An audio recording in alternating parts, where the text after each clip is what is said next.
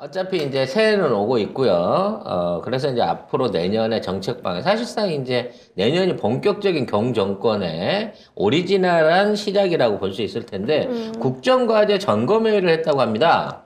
근데 뭐 점검도 없었고요. 회의도 아니었어요. 회의도 이거. 없었고, 지들 자랑에, 잘하고 있다고 지들 자랑에, 앞으로 문재인 정책을 없애는 걸, 문재인 지우기만 하겠다. 뭐 요걸로 끝났어요. 거기에 뜬금없이, 네. 거기 한동훈은 왜 나온 거야? 마약 얘기하러. 어? 정말 이해가 안 되는 대국민 쇼였는데요. 한번 내용을 정리해 보겠습니다. 진짜. 네, 어제 청와대 영빈관에서 제1차 국정과제 점검 회의가 열렸습니다. 교훈과 정부 부처 장관 또 국민 100명이 참여했고요. 156분간 생중계로 진행됐습니다. 뭐 이건 일방적인 정책 설명회에 가깝게 진행됐습니다. 뭐 보신 분들 거의 없겠죠? 보신- 이거 뭐 봐봤자 봐봤자 뭐 이해 가는 것도 아니고요. 했던 말 또 하는 거거든. 진짜 저는 미치겠어요. 나는 국제정치만 하고 싶은데 이게 MBC 뉴스 하이킥 때문에 그걸 봤었어야 했거든요. 오, 극한 직업이네요. 근데 진짜 솔직히 글 다 못 봐요. 글 어떻게 봐요? 난 156분간 어떻게 난 봐요? 충격받았잖아. 처음에 딱 등장을 했는데 눈이 이러고 있어요. 요거는 전형적 이제 나는 이제 보여 오래 보다 보니까 이거 전형적으로 이거 술 취했을 때 그 표정이거든요. 약간 눈 밑으로 처지면서 약간 입 튀어 나오고 넙대대해지는 그 표정. 자, 뭐 지금 본인 이거. 얘기하는 거. 술 들깬 상태에서 나온 것 같습니다. 아니 넙대대는 그 사람은 아니고 딴 사람이지. 그 넙대대 오늘 그만뒀어. 그 넙대대 또 아니죠. 남상 넙대대한 남상 그게 넙대대지. 걔 많이 깎았잖아. 그래서 어찌 됐거나 무슨 얘기야? 여러분은 다 알아들으실 걸로 믿어요. 저희도 주어는 얘기 안 했으니까. 누군지 몰라요? 어찌 됐거나 국정과제 회의를 한다고 했는데 앞으로 뭔가를 바꿔보겠다든지 이런 부분에 대해서는 전혀 얘기가 없었고요. 심지어 패널 질문을 받아놓고 뭐 경제 위기 어떻게 될까요? 뭐 보험료 인상 어떻게 될까요? 이런 거 물어봤는데 쌩 깠어요. 그리고 대답을 난 안 해. 되게 이해가 안 됐던 게 있다. 네. 그 미리 준비된 원고 같은 걸 이렇게 넘겨가면서 얘기를 하는데 제가 약간 충격받았어요. 무슨 질문이 나올 줄 알고 그런 걸 준비해 왔대요? 그러게. 그리고 마치 그 질문을 하자마자 이상민과 한동훈이는 미리 짠 듯이, 물론 거기에 장관이 앉아 있는 게 말이 안 되는 거 아니야?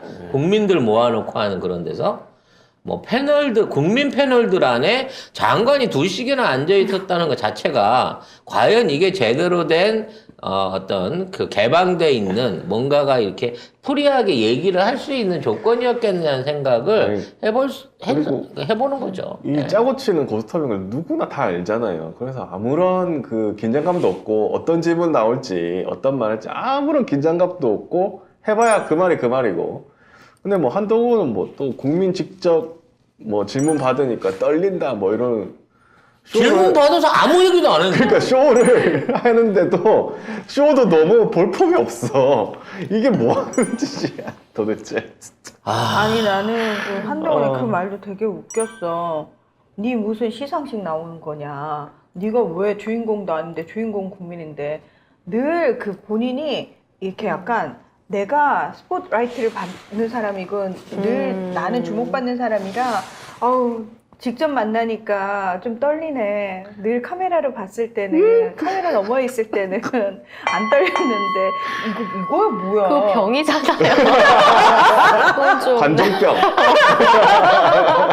관종이지 관종. 진짜 너무 싫대. 그리고 요즘 청와대 너무 열심히 쓰는 거 아니야? 그러니까 청와대가 국민한테 돌려줬는데 왜 네가 들어갔다 써? 그리고 뭐 마약 발언도 했어요. 아니 마약 값이 싸지고 있대. 윤석열이 막 화를 거의 약간 그 사봤나? 싸지는 줄 지가 어떻게 알아?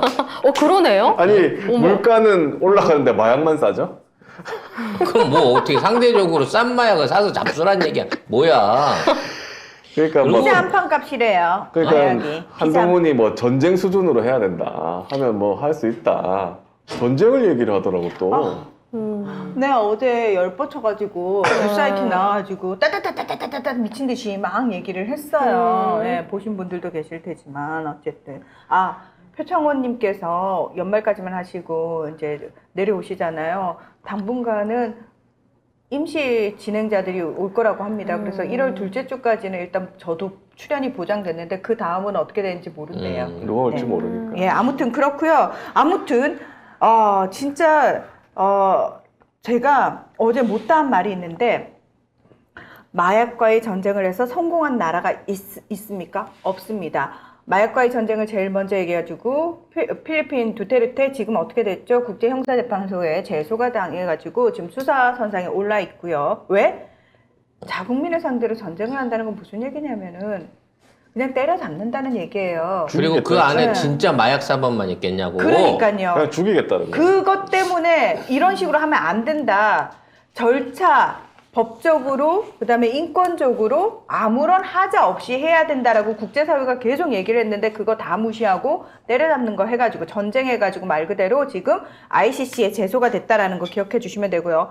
미국에서 트럼프 때 비상사태까지 선언해가면서 그렇게 그걸 근절시키겠다고 지랄 발광을 했어요. 그 긴 멕시코와의 국경에 그 국경 장벽까지 세워가면서 그걸 막았지만 지금 어떻게 됐다?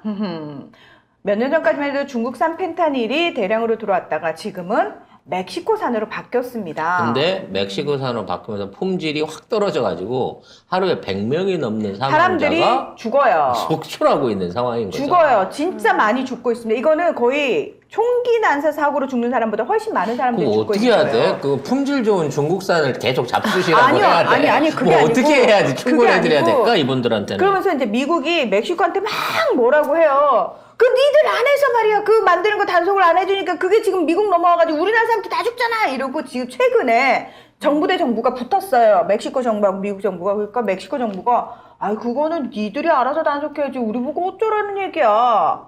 뭐 어쩔 건데? 라는 식으로 배째 이런 식으로 나오고 있거든요. 근데 그게 사실은 미국이 그렇게 된 근본 원인이 뭐예요? 근본원이 그거죠. 제약회사의 로비를 받아가지고 굳이 마약성 진통제가 필요 없는 병에도 계속 그 마약성 진통제를 처방해주는 그것 때문에 국민들 자체를 중독을 시킨 시킨 겁니다. 거예요. 의료제도를 통해 가지고. 그러면 그거하고 똑같아요, 여러분. 내가 진짜 몸이 의실거리고 아팠는데 갑자기 약을 하나 먹었어요. 병원 가서 뿅 하고 기분이 좋아지면서 몸이 굉장히 가뿐해졌어요. 그러니까 사람들이 이게 뭔지는 모르고 어쨌든 난 처방을 받았기 때문에 안전할 거라고 생각하잖아요. 이거 오늘 주제 마약으로 가는 거야? 아니 이 한번 얘기를 길게 뽑아볼까? 아니 이 얘기를 해줘야 돼. 사람들이 아니 그러니까 미국은 왜 이렇게 마약이 그 이유가 있다니까요. 정부 놈들이 제약업계 풀어줘가지고 제약업계가 로비해가지고 처방전 그냥 남발을 하는 거잖아요. 마약성 진통제. 그러면 사람들이 그다음부터는 어떻게 되는 줄 알아요? 조금만 아파도 가가지고 선생님 저 그거 처방해주세요. 그러면은 의사도 이 정도까지는 처방 안 되죠. 그러면 그다음부터는 뭘 하는 줄 아세요? 사람들이 병원에 안 가요.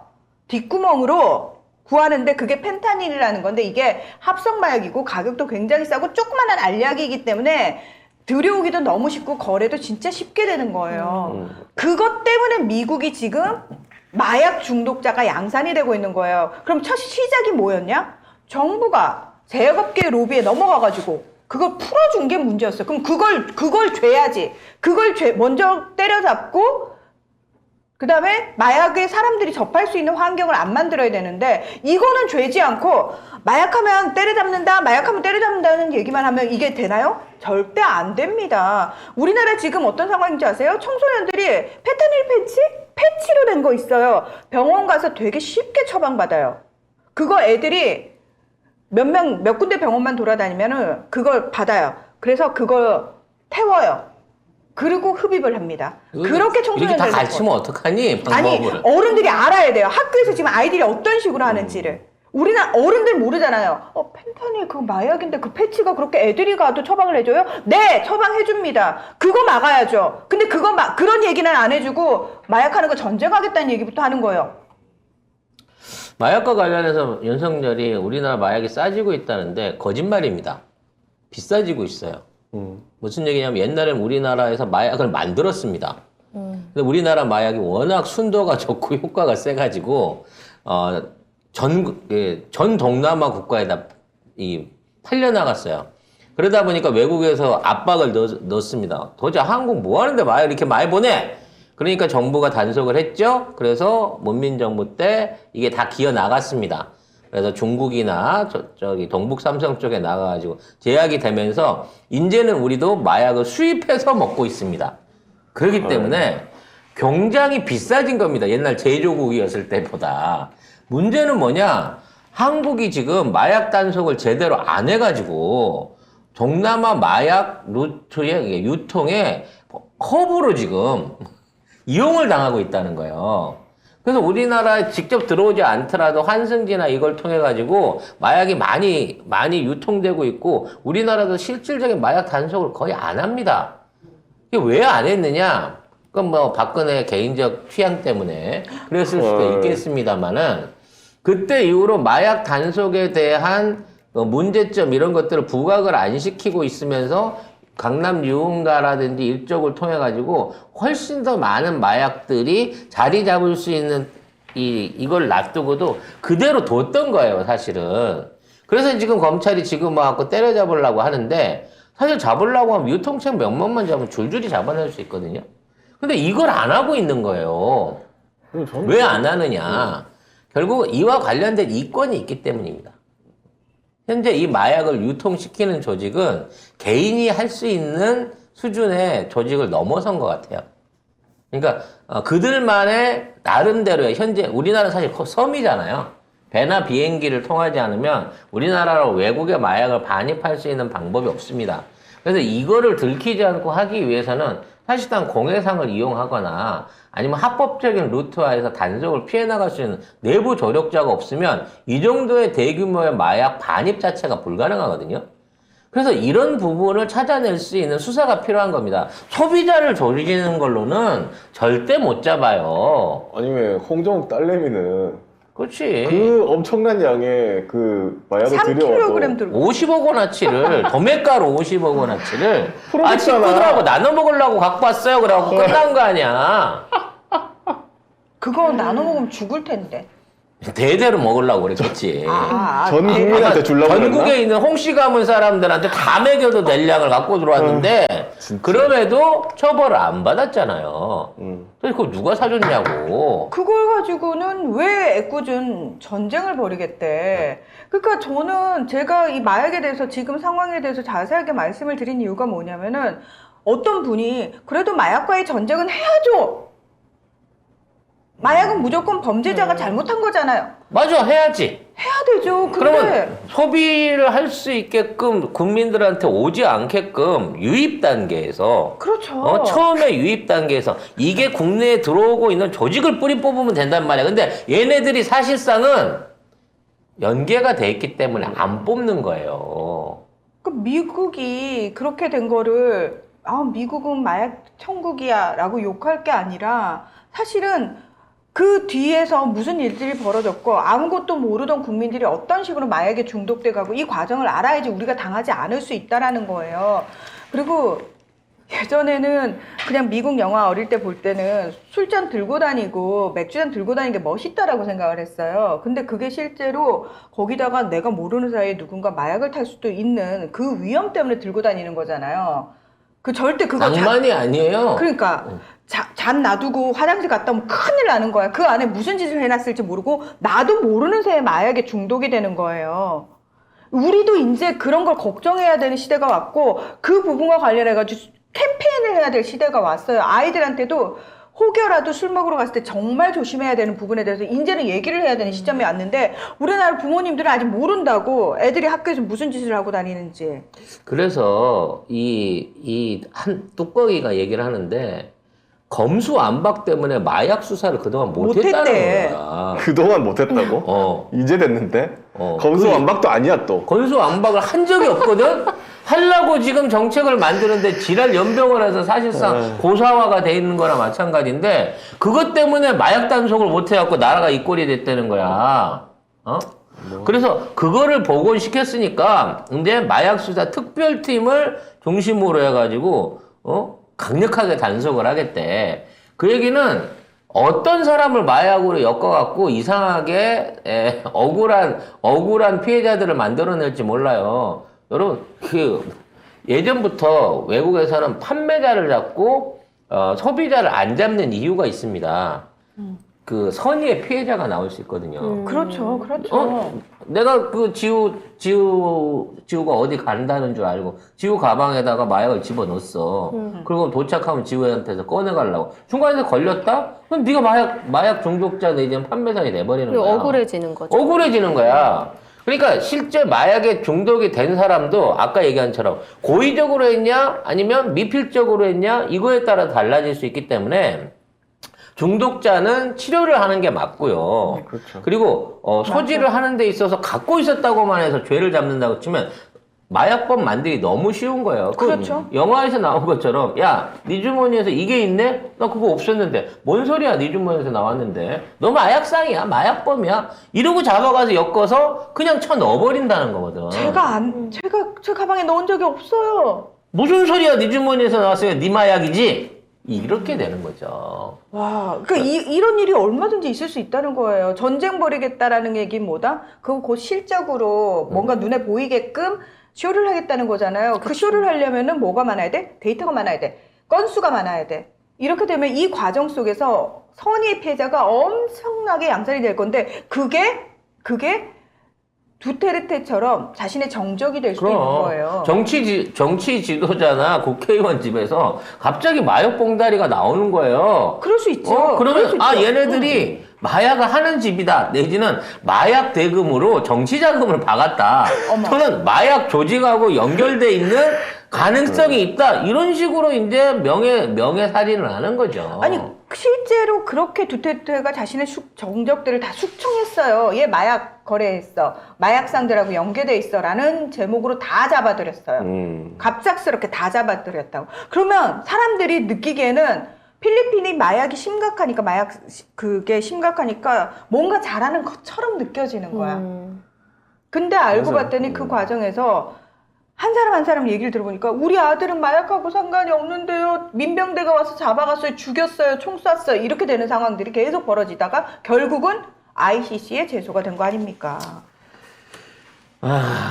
어쨌든 일반 서민들을 집시나 뭐 집회나 시위 이런 걸로 잡아 엮으려고 하면 어렵습니다.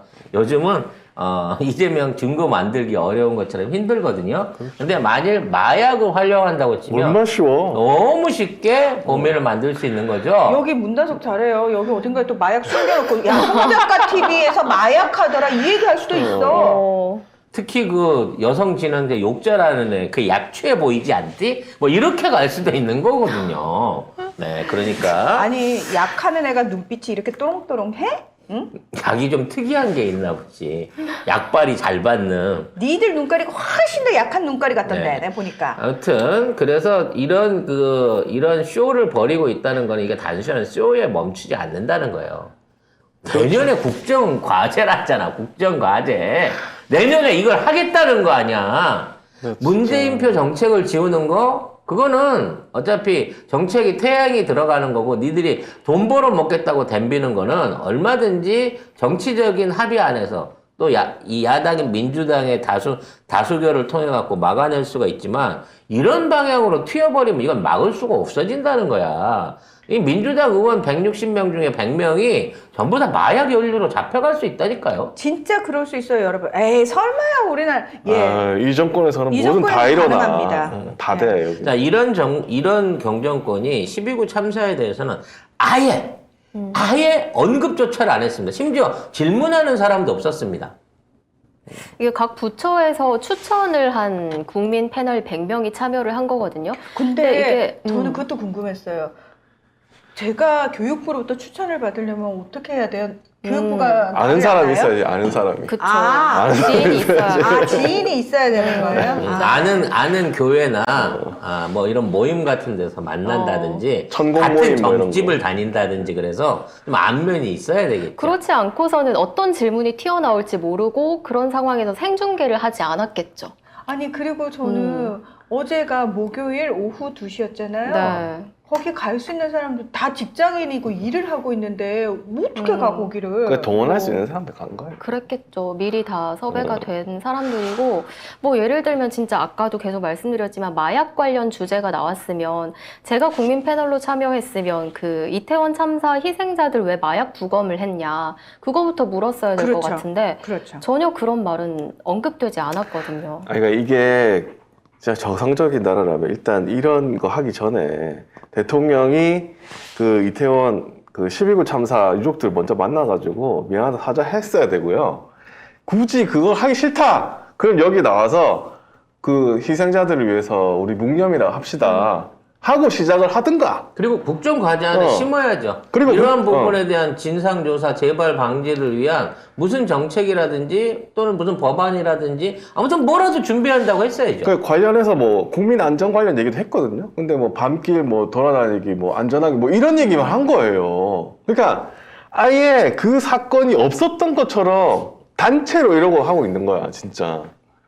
다들 전부 진짜 그리고 아. 낮 1시에 한다는 것도 낮 2시. 그러니까 낮 2시에 한다는 것도 일반적인 서민들이 보려고 생각을 하면 퇴근 시간대에 해줘야 되는 거 아니야? 7, 8시, 9시 이때 그렇죠. 요 시간대에 제일 핫한 시간이. 근데 이제 2시면은 보지 말라는 거 아니야. 그렇죠. 그렇지. 혹시나 모르는 그냥 사고를 기사로만 대비해- 보세요. 그렇지. 내용까지 뭘 구체적으로 알라 그래? 아유, 그- 조중동에서 다 다이제스트 해주는데. 그 기레기들이 잘 마사지 해준 거 그것만 봐. 니들이 뭐 실제로 봐서 뭐하게? 어? 알지도 못하면서 그러니까 네. 너무 일찍 불러놓으니까 얘가 눈이 이래가지고 그렇게 될 수밖에 없는 2시가 거지. 일찍이에요. 저기 2시면 남들 다 신분증 올 때예요.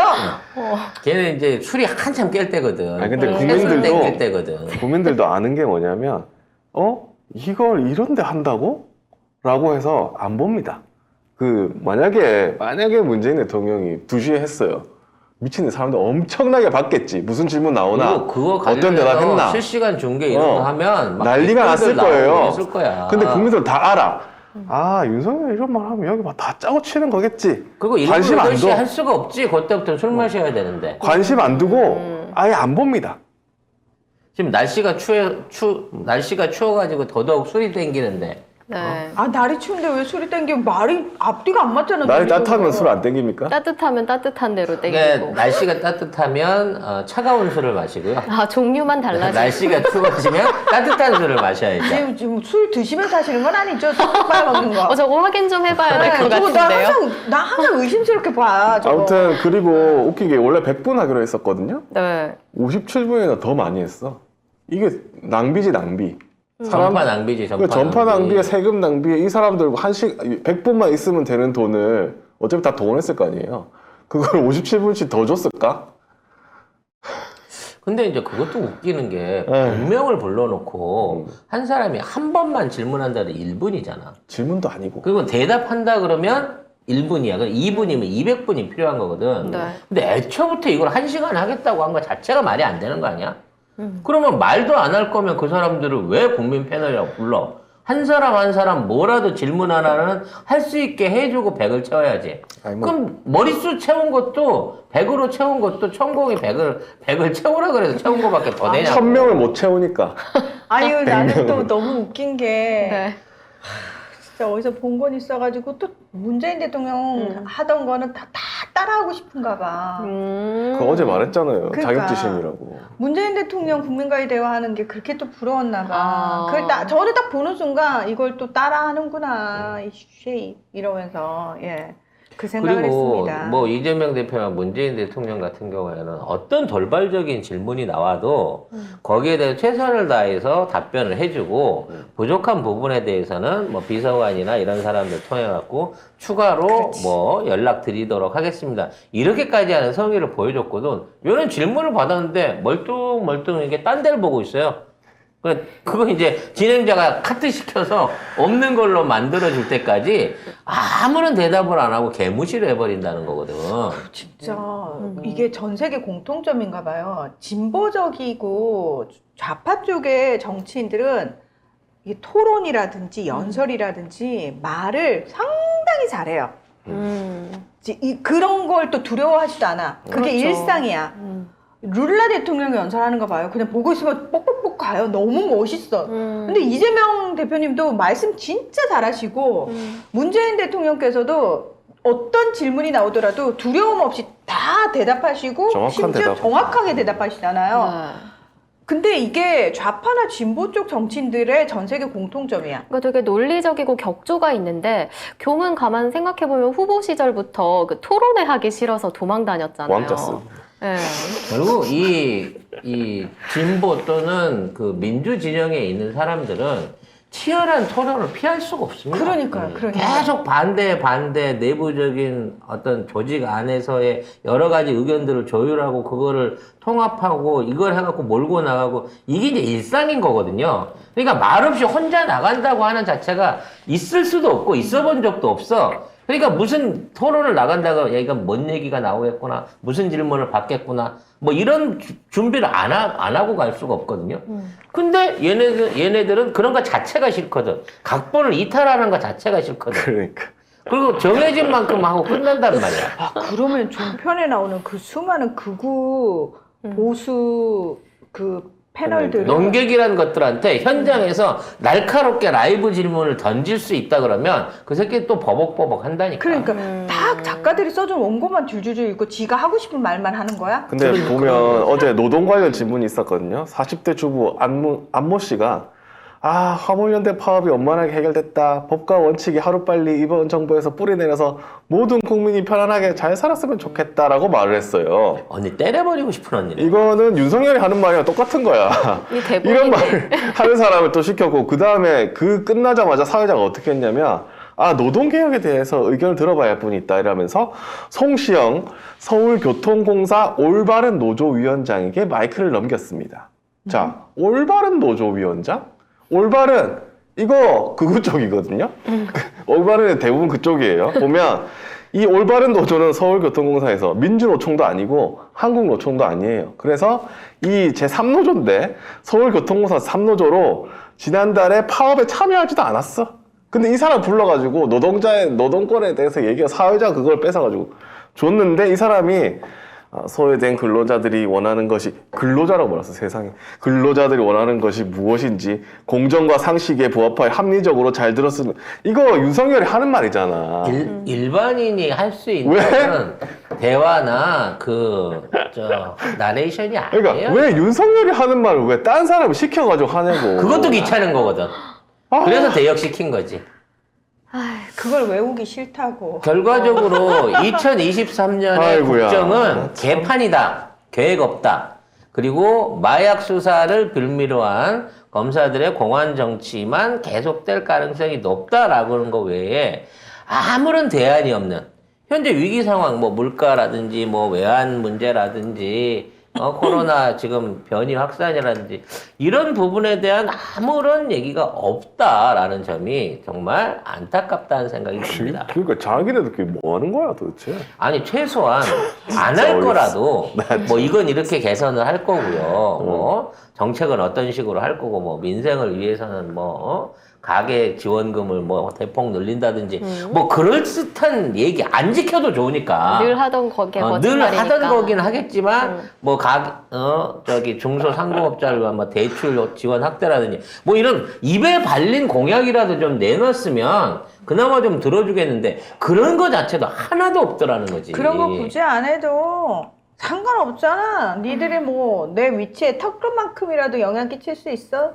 개 돼지들이? 전혀 신경 안 쓰니까. 신경 안 쓰니까요. 그 정도 눈치도 볼 필요가 없으니까요. 그러니까 우리가 그 정도로 무시당하고 있다니까요. 우리 국민들이. 근데 왜 그걸 모르냐고. 자, 69시간 일해봐야 됩니다. 그래서 정말 쓸데없는 대국민 간담회를 말도 정말 안 돼. 쓸데없이 저희가 분석을 해봤습니다. 세금 낭비야. 우리도 전파 낭비야 이씨.